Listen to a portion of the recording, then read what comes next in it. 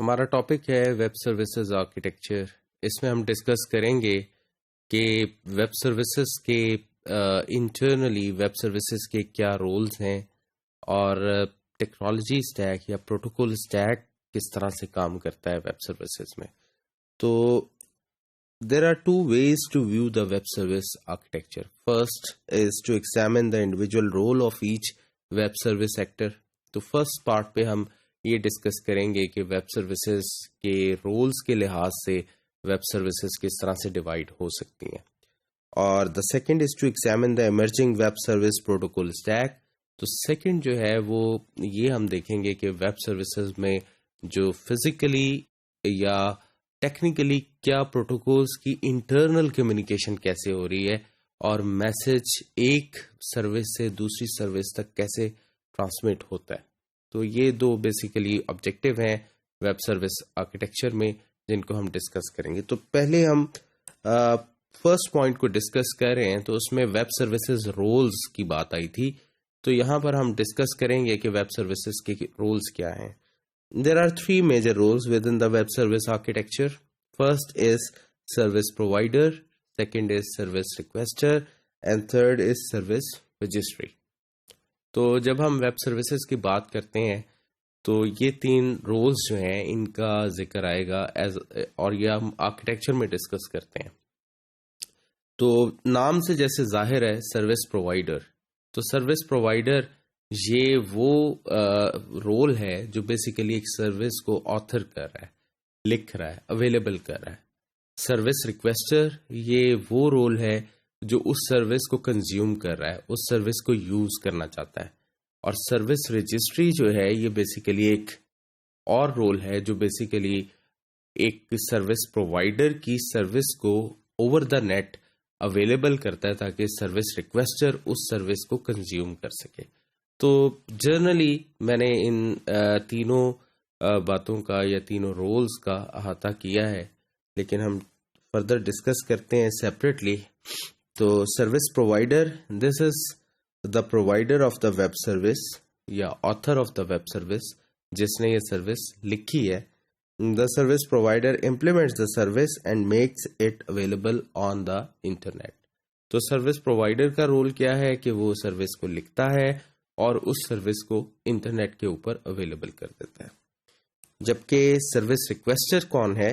This is any consumer of the web service, कोई भी हो सकता है जो सर्विस को यूज करना चाहता है, जो उसके रिजल्ट्स को इस्तेमाल करते हुए किसी दूसरी एप्लीकेशन में अपना कोई काम कंप्लीट करना चाहता है। The requester utilize an existing web service by an opening a network connection and sending an XML request. तो सर्विस रिक्वेस्टर जो है इसके लिए बड़ी सिंपल सी सिचुएशन है कि ये ओपन कर लेता है अपना इंटरनेट कनेक्शन और XML बेस्ड रिक्वेस्ट हमारी सर्विस को भेज देता है और सर्विस जो है इसको इन रिटर्न जो ये पैरामीटर्स में डाटा भेज रहा होता है, इन रिटर्न उसका एक रिस्पांस जनरेट कर देती है। इसी तरह से सर्विस रजिस्ट्री जो है, this is a logically centralised directory of services. तो ये बेसिकली एक सेंट्रलाइज्ड डायरेक्टरी है जहां पर बहुत सारे सर्विस प्रोवाइडर जो हैं अपनी सर्विसेज को रजिस्टर करवा देते हैं और सर्विस कंज्यूमर जो हैं उन सर्विसेज को आइडेंटिफाई फाइंड कर सकते हैं और उन सर्विसेज को कंज्यूम कर सकते हैं। The registry provides a central place where developers can publish new services और फाइंड एग्जिस्टिंग वन।